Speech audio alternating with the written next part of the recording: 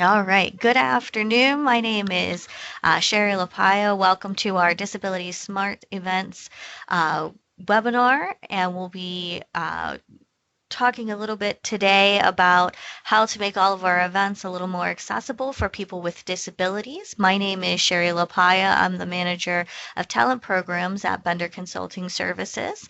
And our event today will be moderated by Gerald Homey, who is a recruiter and a part of our digital accessibility team at Bender Consulting Services. And I'd like to take this moment to introduce our host for this event, Christy Troutman, the executive director of the FISA Foundation.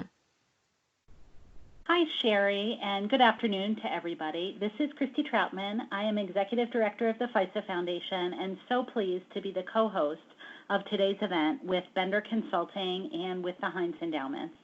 FISA is a charitable grant-making foundation focused on improving the lives of women, girls, and people with disabilities in southwestern Pennsylvania.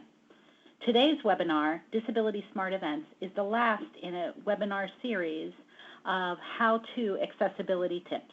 This series is part of the Disability Inclusion and Access Moving Forward, a joint initiative of FISA and the Heinz Endowments. We know that all nonprofit organizations host meetings and events, and we're very excited by the level of response to this webinar. We've gotten the highest registration of any of the webinars in this series for today. Increasingly, nonprofits recognize that many of our constituents, clients, volunteers, donors, and staff live with disabilities. Our community is genuinely wanting to be more welcoming and inclusive, but sometimes it can be hard to know where to start, which is where this webinar series fits in. I wanted to take a minute and remind you to visit the website, www.disabilityinclusionpgh.org, where you can review recordings and see learning takeaway resources from the previous topics, which include Disability 101, website accessibility, document accessibility, and social media and video accessibility. Additionally, on disabilityinclusionpgh.org, you'll also find a request for proposals from the Heinz Endowments. Nonprofit organizations in southwestern Pennsylvania are invited to apply for grants up to $20,000 to promote accessibility and inclusion for people with disabilities. We've really been delighted to partner with Bender Consulting to produce this webinar series. Bender is a global leader in promoting employment and inclusion of people with disabilities, and we've greatly benefited from their expertise. With that, I'll turn the program back over to you, Sherry. Thank you so much, Christy. As we mentioned today, our topic is Disability Smart Events. We're talking about being welcoming and not simply accommodating people with disabilities. And with 1 in 5 people having a disability representing a population of approximately $21 billion in discretionary income, understanding how to be inclusive of this group is critical when looking at event venues and making decisions regarding what events that your organization will be making available to their constituents.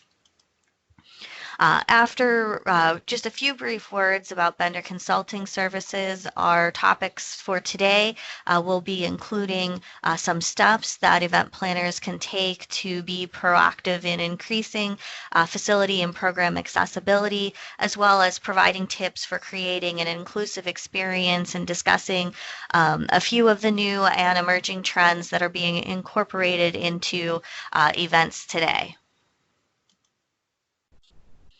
At Bender Consulting Services, we're celebrating our 25th anniversary along with the 30th anniversary of the ADA this year.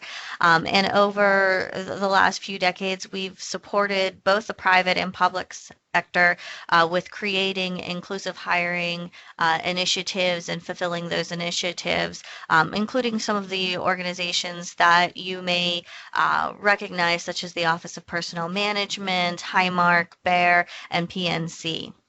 Our CEO, Joyce Bender, is a person living with disabilities and the founder of Bender Leadership Academy, which is a nonprofit that's focused on providing critical employment competencies to our regional youth with disabilities. She is the current vice chair and past chair of the AAPD, the chair of the Epilepsy Association of Western and Central Pennsylvania, and host of Disability Matters, which is a talk radio show hosted on Voice America Tuesdays at 2 p.m., talking about various topics related to disability employment and what's going on in the disability community. She has also represented the U.S. State Department on employment information exchanges focused on increasing inclusion of people with disabilities in the workplace in locations such as Panama, Indonesia, Japan, South Korea, and Kazakhstan. So our first section is going to be talking about 5 steps that you can take to proactively address barriers when planning for a program or event that your organization will be hosting.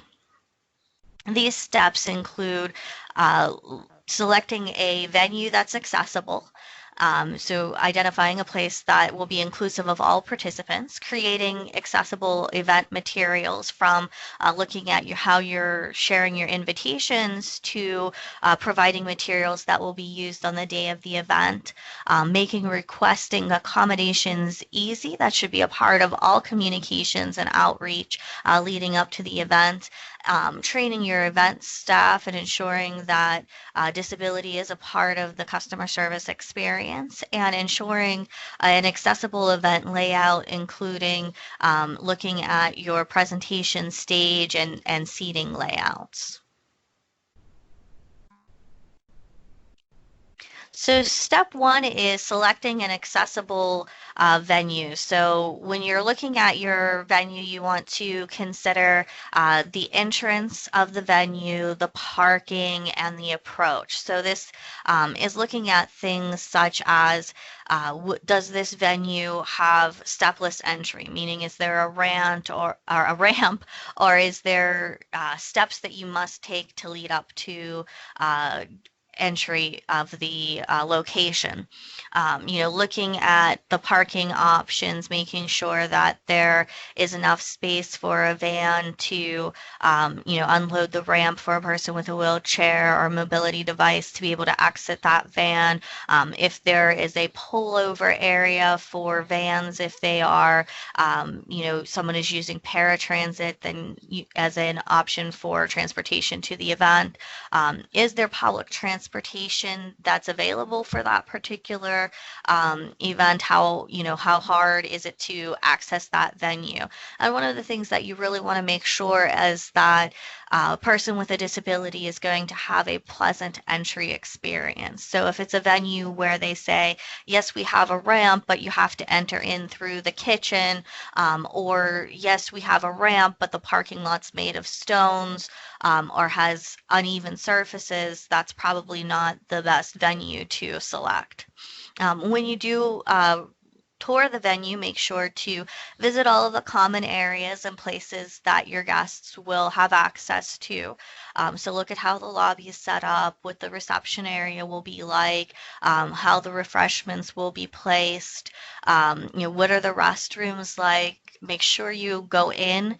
Don't just take the venue's word for it that they have an accessible restroom. Make sure that you go in and view the restrooms that your guests will have access to, so that you can check to see if the stall size is actually one that would allow a person with a wheelchair to take their wheelchair in with them to the stall, and that the handrails are positioned in a way that they would actually be useful to the person. Are all of the sinks very high, or is there one that's placed at a level where somebody with a mobility device is going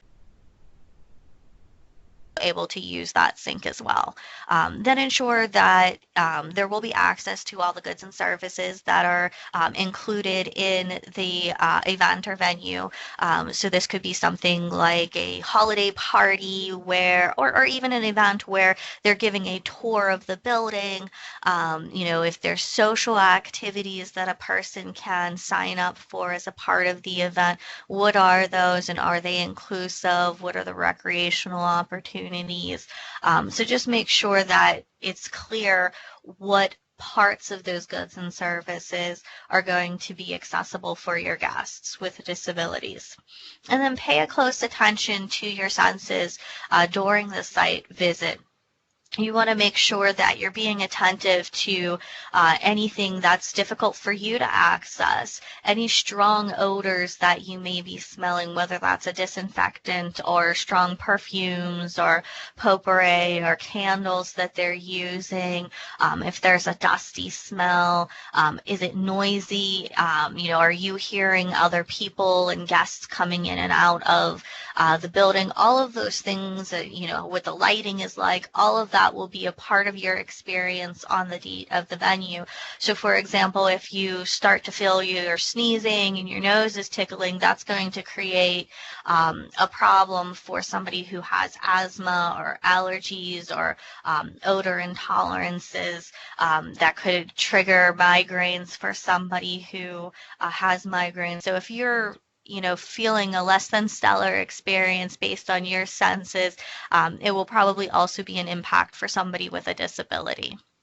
And then ask about the venue's emergency preparedness and evacuation plans.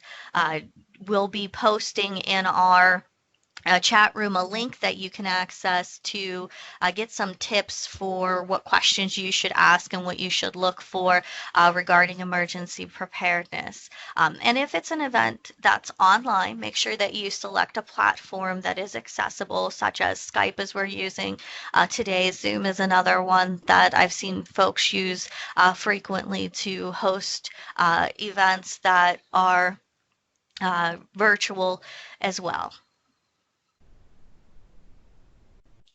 And then the second part is to create accessible event materials. And, just a call back, I know Christy went through and gave us a list of some of the webinars that we had. But if you have any questions regarding how to create accessible documents or social media regarding your event, make sure to go back and view those webinars if you have not already. But you want to make sure your invitation is not just an image in an email that's sent out. Make sure that there's text there so that everybody can read that invitation. Make sure that whatever you're using for a registration form is accessible, whether that's an online document or a document that is a fillable form. Make sure that you're creating stuff that everybody will be able to read.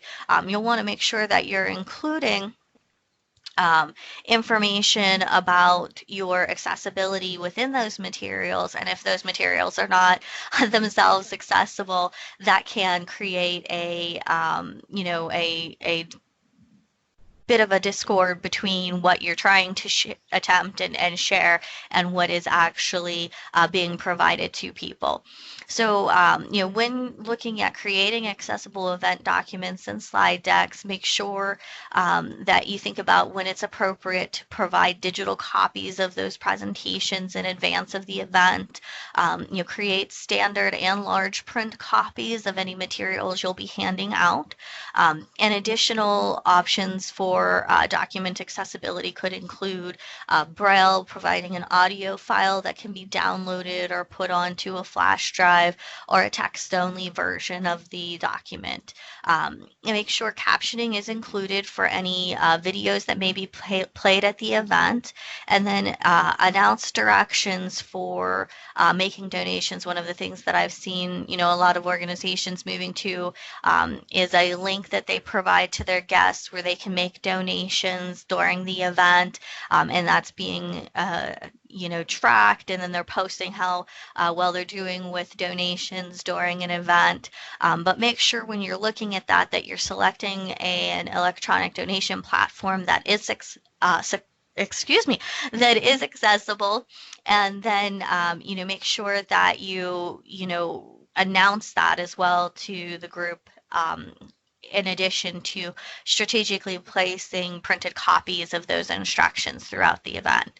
And if you are ordering materials or services, make sure that you ensure sufficient time to have those services be confirmed and provided, just like with reserving a venue. You want to make sure that the venue is available. You book it in advance. The same thing is the case when you're booking things like captioning or sign language interpreters for your event.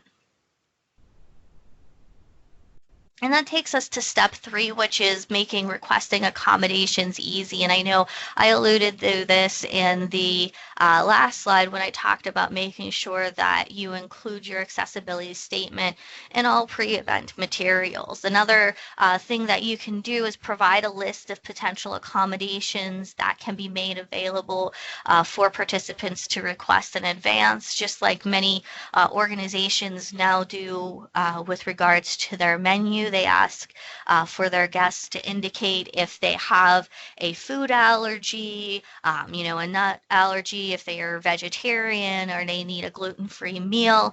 You can also include a list that allows people to kind of think through whether or not they want to request an accommodation. So that could be, requesting names of personal assistants, offering folks the option of live audio description, whether or not they can take a pre-event tour to become familiar with the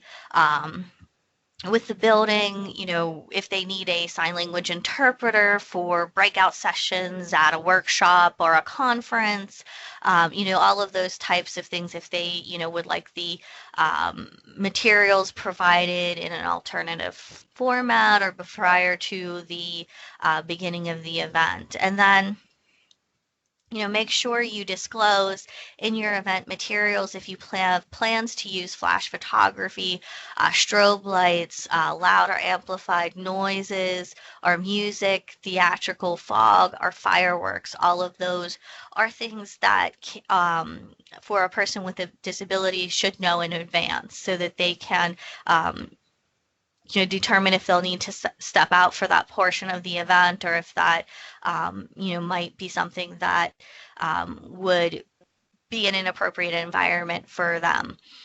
Don't forget to determine if presenters or speakers need accommodations for the event. Even if somebody does not have a visible disability, make sure to ask that question. And if you are having somebody come in from another location to be a speaker, make sure that you ensure accommodations for travel are understood and that they are being addressed. And we'll be posting a link regarding approved hotels and motels for federal travel. A lot of times these hotels are ones that do have the capability of providing accommodations that people with disabilities request. So that's a great place to start if you're not sure. So here we're just going to go over a couple examples of accommodations to provide at all events and ones that you should provide by request. So you should always provide live or remote captioning for general sessions. Sign language interpreters for general session speakers should be provided, and it's a good idea to reserve seating for those needing captioning or ASL interpretation towards the front of the room so it's easy for them to view the sign language interpreter.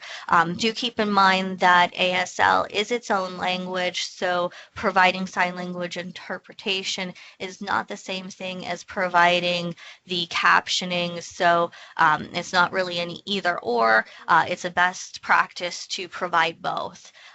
Reserve spaces throughout the room for people using mobility devices devices. Not everybody who is a wheelchair user or a scooter user is necessarily going to want to sit in the same space throughout a room. So if it is a opportunity where somebody will be selecting their seats, make sure that they have multiple options available. And again, make sure that there is stepless entry into the event itself. Now, by request, you should provide sign language interpreters for any breakout sessions. Live audio description is something that can be provided by request, braille materials, or materials being made available in advance of the event, and facility tours of the event prior to it taking place with regards to the venue are also an option. And this is something that if you're talking to the folks working at the event or at the venue, they may be able to have a staff member available if, for example, someone who is blind wants to come in, say, the day before an event and walk through the space so that they understand where the restroom is, where the ballroom is, or the workshop is, that type of thing. And you can access some local resources through the FISA Foundation's website. I believe Gerald will be posting a link there to the resources portion of their webpage. And the fourth step is to really make sure that you train your event staff from, the folks who will be greeting people to those who will be serving to even your event presenters and moderators. So ensure that all of these folks do have an awareness of general disability etiquette. And of course, you can refer to our webinar on Disability 101 as a training resource for that. Make sure that folks are aware of what service animals are and how to interact or not interact with service animals, as well as providing them with tips for assisting someone who is blind with directions. So this could be providing directions in a verbal way as opposed to, pointing in a direction or calling out a red door, offering an elbow rather than grabbing a hold of a person. So using non-sight related indicators and just some general items there. And then how to communicate when a third party is involved, whether that's an interpreter, a personal assistant, family member, or friend, addressing the person with a disability. Make sure you're looking at the person who's deaf rather than the interpreter so that they can, also read lips. So things like that. How to provide assistance for access to, food, beverages, appetizers that are being, passed around, those types of things. Just make sure that people are savvy with that. Of course, always asking first before providing the assistance, and then, things like people can do is, help with getting a plate. If a buffet is set up, providing straws for somebody to use, or having, if you have a buffet line, you could just have a server at each of the food elements that puts the food on people's plates. So things like that you can do. Plan for last minute seating adjustments. So make sure that you've gone over with the venue staff anything, you would do if you have to pull a chair away, where that chair will go so it's not in the way, ensuring that, they're able to make an adjustment if somebody has a service animal, making sure that if they are helping somebody who shows up at the event with a wheelchair that you didn't know in advance, that we don't set them somewhere where they're right against the table leg and then not able to pull all the way up to the table. Those types of things are just, general items to go over. And then making sure to take time to prep the presenters and moderators for the event. So some of the things that you'll want to consider when going through this particular piece is not to begin your presentation as we didn't today until your interpreter or captioner is positioned, and you're able to confirm that they are in place to begin the event. Making sure that the presenter or moderator does not alter their normal speaking habits, not talking very fast or much slower than they would normally speak, making sure that the presenter is facing the audience at all times. So if, for example, it's a workshop, not turning away and looking at the board, and make sure there's a setup where they can see what's on the screen, from a PowerPoint on maybe a smaller device or a laptop without turning around, making sure that the person who is speaking announces who they are. A lot of times there's introductions and somebody is then introduced and begin speaking, but in some instances, they'll pass the microphone, but you don't know who's speaking at that particular time. Just making sure that that announcement is made. And that can be especially true if you're presenting in a format such as this, where you can't see the person speaking. So if, Mary and I were both presenting and going back and forth, it can be very hard to tell who's who and who's speaking, in that particular situation. Ensure all elements are addressed in the presentation, including graphics. So you don't have to read everything word for word in the presentation, but do make sure that all elements are addressed. And then make sure that you have a plan in place for doing an accommodation check and thanking any accommodation providers for events and galas, conferences, just as you would thank the planners, thank the moderator if there's somebody special that you brought in, or thank the musicians. Just consider that as well when you're going through determining who's saying what as part of the event. Make sure that there is a microphone available for any live presentations. And if you are hosting a virtual event such as a webinar, make sure that you are using a headset or some other mechanism is put in place that is going to allow you to have a clear sound quality.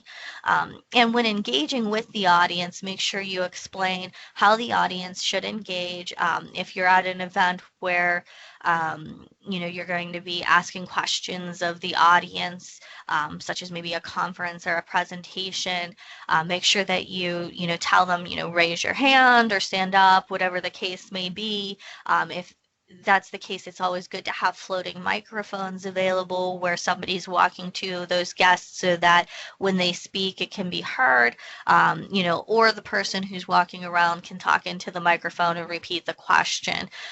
If somebody is just calling out from the audience, whoever is answering the questions at that point should repeat into the microphone the question that they're responding to before going into the response, just to ensure all folks within the venue are able to hear what the question is so they understand the context of the answer. And don't respond to audience members that are giving questions against the protocol. Instead, just remind folks of what that protocol is and how to ask questions and engage during the event. And then finally, make sure that you determine an event layout that is accessible. And some of the things that you'll want to make sure that you do is provide enough space between tables or booths. If 10% of your participants are expected to use mobility aids, you should plan for about 30% additional space. Circulation space should be a minimum of 36 inches, meaning aisles, that type of thing should be about 36 inches wide, preferably 60 inches, and 72 inches is recommended whenever feasible. And you'll want to make sure that, say you're hosting a convention where there's booths or a job fair or something like that, if there's the ability to create both horizontal and vertical aisles, that will improve access and flow. You can provide like a low-tack tape to put on carpeted floors to mark pathways that you want to make sure remain unblocked. That helps the participants that maybe will be hosting the tables to understand that they shouldn't put any of their paraphernalia in those particular sections because it will impede guests from coming to them and visiting their booths. Offer accessible seating locations throughout the room to provide choice. Make sure that you don't assume Again, that a person who has a scooter or a wheelchair will want to remain in their chair during the presentation or dinner. So try to find that information out in advance. And then plan extra space for personal assistants, mobility devices, and service animals.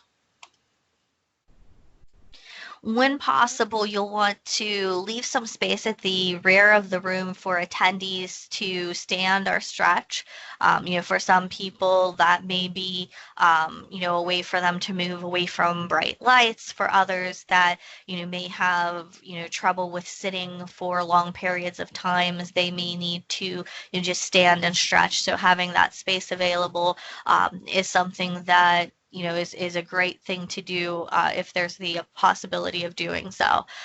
Make sure that if there'll be sessions or if guests will be moving from one space to another during the event. So for example, if you're at a fundraising event and there's going to be a portion of that event where there's a silent auction and a happy hour, and then all the guests will move into another room for the meal and presentation of a community award, you'll want to make sure that at the time when guests are to move from one space to another, that those doors are propped open at the start and end of that session.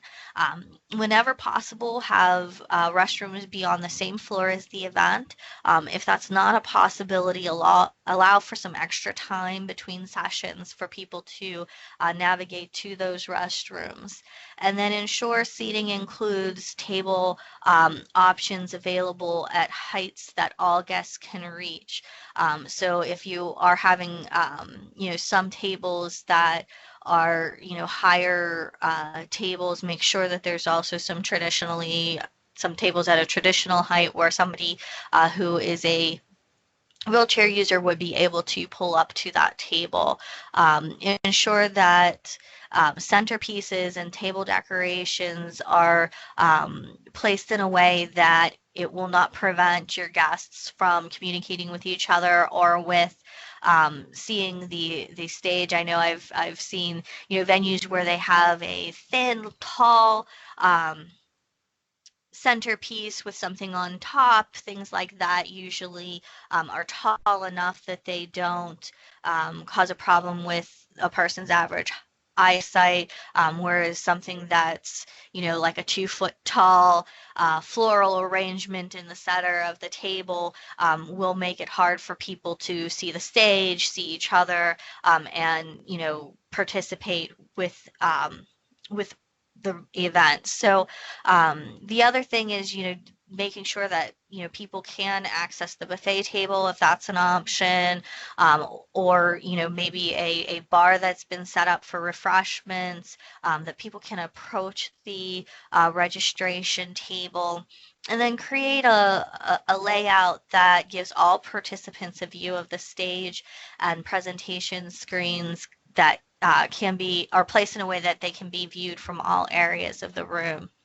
In some cases, some venues may have multiple screens so that people in different places of the event can still see what's going on. And I believe Gerald has posted a link for some layouts that you can access for room design and platform design.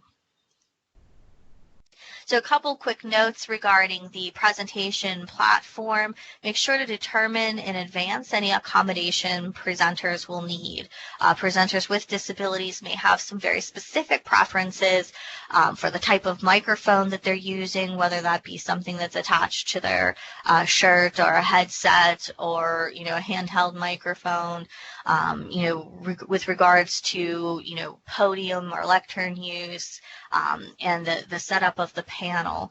Whenever possible, make sure you offer the presenter a choice of their microphone type, and ensure presenters with disabilities are offered similar options. So if you have a standing podium and you know that you'll have somebody who would need a shorter podium. Make sure that you have something that's maybe adjustable, for when that person presents. So just keep in mind that your presenters as well may require accommodations. Ensure that there's enough space available for all presenters on the platform, and account for any mobility devices that are used. So typically a wheelchair user will need space equivalent to 2 chairs at a panel table. And a presenter with a mobility device should never be asked to stay on the floor when everybody else is presenting from a stage or platform. They want to make sure that you are inclusive of your presenter, and make sure that there's enough space on your platform for your sign language interpreter to be able to stand on the platform during the presentation as well. All right, so our next section is talking about some of the on-the-spot accommodations that you can prepare for during some specific event types. So the first thing I want to cover is galas. So a few things that you can do with regards to galas is making sure to equip your registration desk with a tablet, if there's Wi-Fi, or a phone where somebody can send a text message from, to be able to share electronic information. So, what you can do is, for example, if somebody, arrives, you can have some templates set up that people can quickly copy and paste and send to people, such as the name, or I'm sorry, the number of the table that they're sitting at. If there's somebody who's blind, getting a piece of paper with a number written on is not going to help them to find their table. If there's a link that people can access to view a list of silent auction items, I know a lot of places will post that somewhere. You can provide that quickly. If there's a presentation that's being given and somebody arrives and they haven't asked for an accommodation ahead of time, you can give that information, or you can send the link to how to make a donation. Equip your registration desk with some navigational instructions to refer to if a person is blind or has low vision. So for example, where are the restrooms? Where is the refreshment table situated? Those types of things are directions for how to navigate to a table or the seating area, that are put together in a way that's not vision related. So it could be something like, there is a hallway 5 steps to your left. If you go down that hallway, the women's restroom is about 10 steps down the hallway on the right side of the hallway. So just some things like that that folks can refer to provide directions in a way that's not, if you look at the hallway behind you, you'll see a door about halfway down, those types of things. So also equip staff members with pen and paper. This can help if somebody is having trouble understanding or hearing, to be able to write information down. And have event staff members be available. That can be floaters during the event. So this could be somebody that's just greeting people, helping to make sure that they're getting food, that they're finding their tables, that they're able to navigate the room. So these folks can serve in a lot of different capacities. And review contingency plans with event and venue staff members prior to the event, regarding, again, how to address anything that needs to happen last minute with movement of chairs. If somebody arrives that hasn't requested an accommodation and tables, are too close together, maybe allowing that person admittance into the room a little early so they can navigate to their table, those types of things. And then determine if the venue provides any assistive audio devices, and if so, have a few available if someone makes a request. So what we're talking about here, and you may have, come into contact with this if you've done a lot of event planning in the past. Some venues now have a device that a speaker or a presenter can use where they can hear what is being said into the microphone, so they can put something in their ear, like a little hearing jack or something, and they can hear directly from there what is being said into the microphone. And a lot of venues have that. You just have to know to request that in advance. For conferences and job fairs, I know a lot of organizations purchase their own swag and decorations for these events. Make sure that you select things that are a standard height.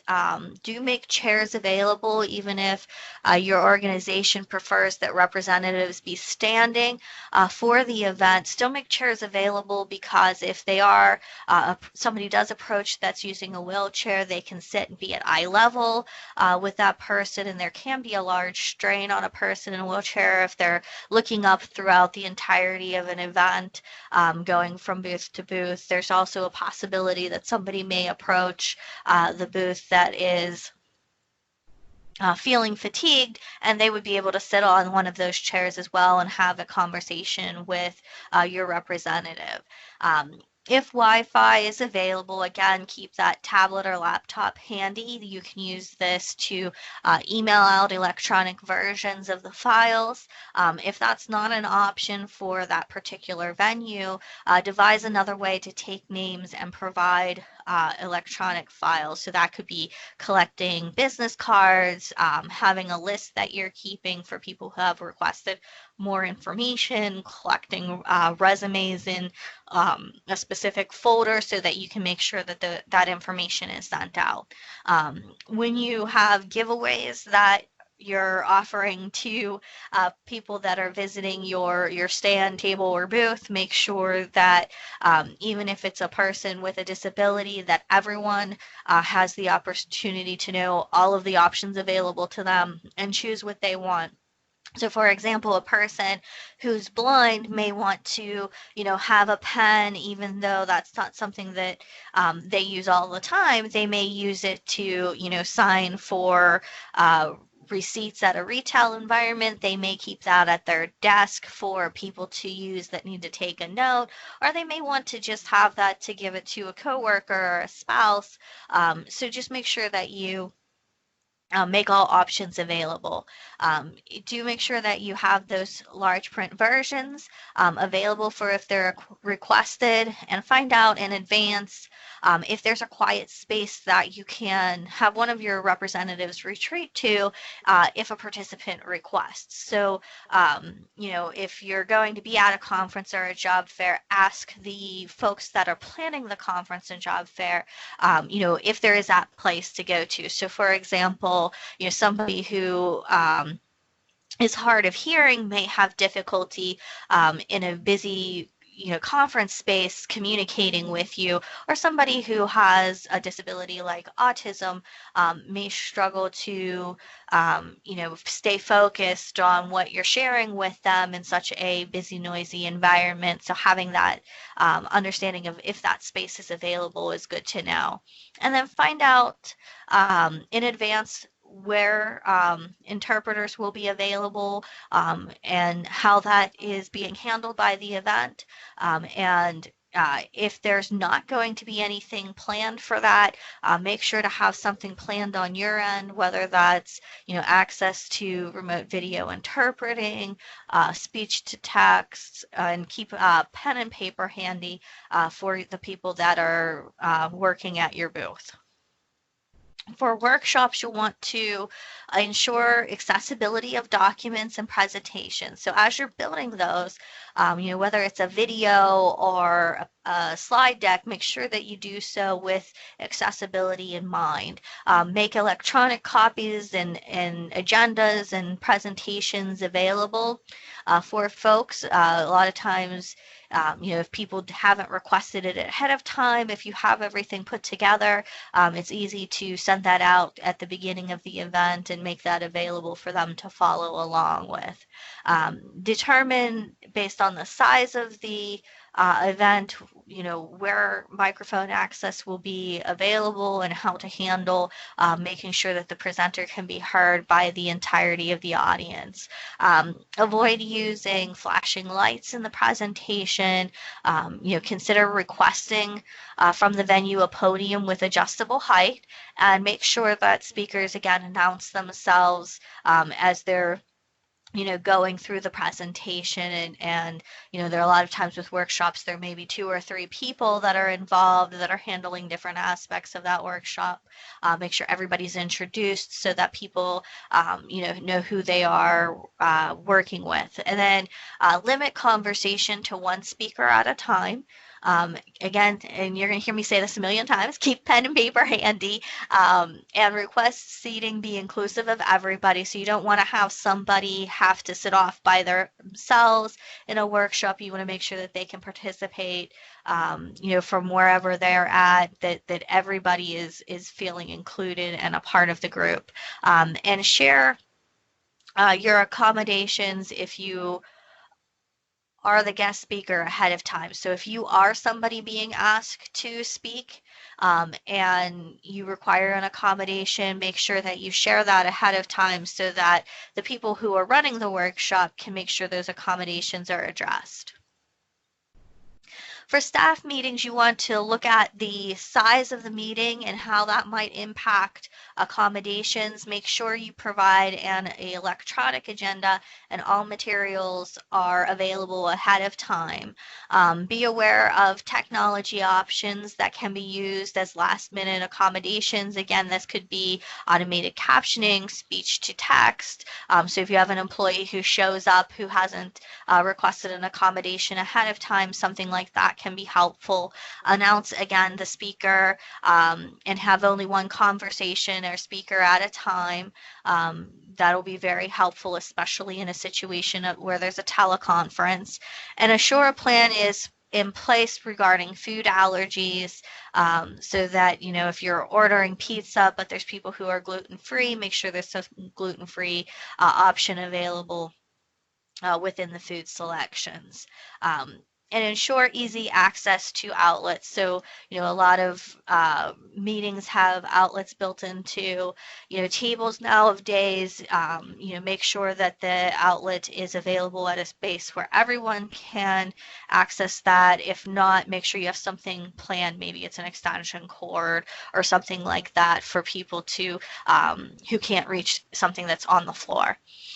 For team building activities and informal staff gatherings, evaluate the activities accessibility. Make sure you provide a list of the activities available ahead of time for the event to all of your team members. And don't assume that a team member can't or won't want to do something without getting their input. So for example, a person who's blind may be very interested in going to an arcade and participating with some of the different games that they have at that venue. A person who's deaf will go watch a movie, right? So, or go to a concert. So don't assume, based on your personal knowledge, whether or not that person would be interested in the event. And for virtual events, you'll want to make sure that you ensure your platform and platform features are accessible, whether, it's something where people are engaging through IM or instant messaging, or they're just able to dial in and see a presentation or hear a presentation. Make sure you understand how that works. And Gerald will be posting a link regarding tips for technology and checking for accessibility of that technology in the conversation.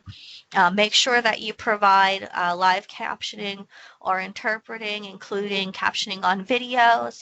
Again, ensure speakers announce themselves. And for webinars such as this, you'll want to have a call-in number and the ability to join via the computer. And if you are in a situation where you're using a chat feature, if you ask a question from somebody and they're slow to respond, don't assume that they aren't trying to respond as quickly as possible. They may be unfamiliar with the technology or may have a mobility disability that prevents them from quickly typing. And then make sure that all attachments that are used as a part of that particular event are ones that are built to be accessible. And then I'm just going to take a few minutes to highlight a couple of the current innovations and trends before I turn things back over and we have a couple minutes for quick questions.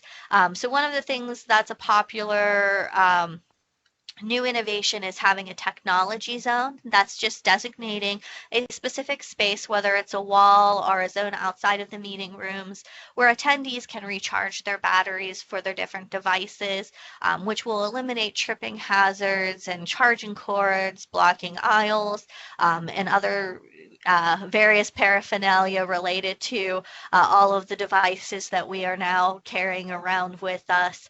And it also protects any attendees with electrical sensitivities. Another great thing that people are doing is having sensory experiences, and we'll be including a link regarding some tips regarding different types of sensory experiences in our takeaway for this event. But this is really designating a space that's fluorescent, light-free, and cell phone-free for people to go to and relax away from an overwhelming event that has a lot of people and a lot of crowds. So it's a great place for somebody who needs to lower their anxiety or stress, or who may be feeling the oncoming migraine or something like that. And I know we've mentioned real-time captioning links. We actually are using that for this event today, but something that's kind of becoming a trend going forward is announcing and providing that link for all guests. Because even if you're not a guest who is deaf or hard of hearing, if you're sitting next to a noisy table or audience member, or if there's a lot going on at the event, it may be difficult to hear, and this allows a person to really focus on what's being presented to them. By following that link, they can follow it on their cell phone and read all of the information that's being said, and make sure that they don't miss anything. All right, so I know we have just a few minutes left, and I believe there may have been some questions that were asked during the presentation.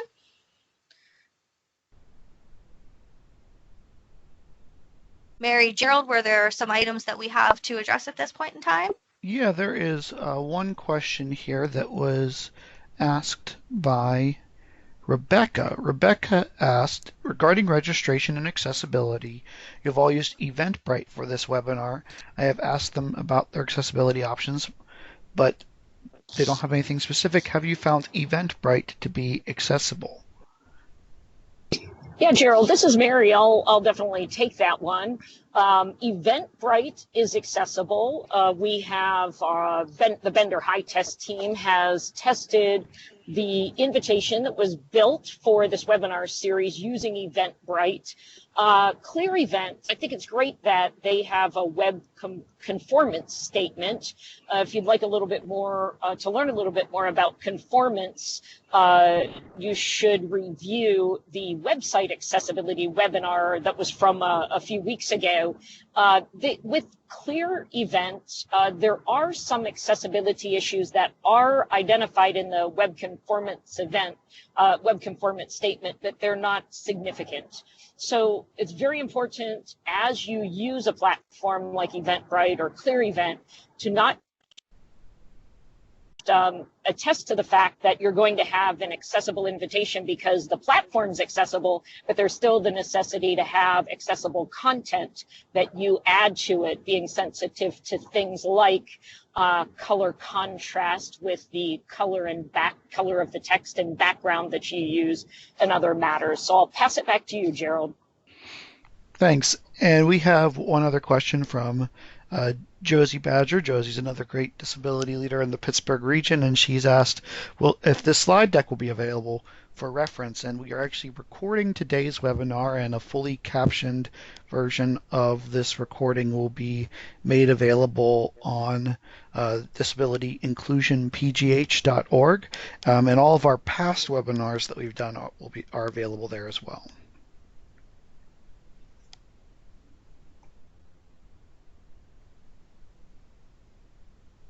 All right, terrific. Thank you, Gerald. I know that we're just about at the end of our session here, and I want to pass it back to Christy for any final remarks.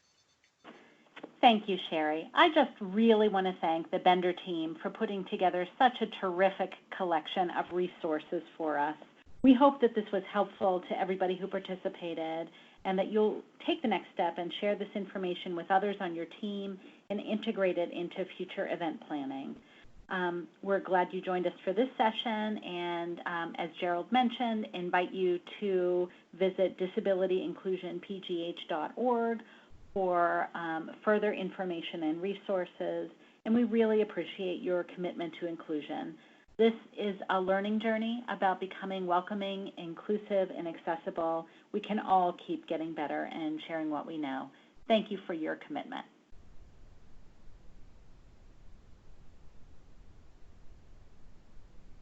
Thank you so much, Christy, and thank you everybody for joining us for our webinar series.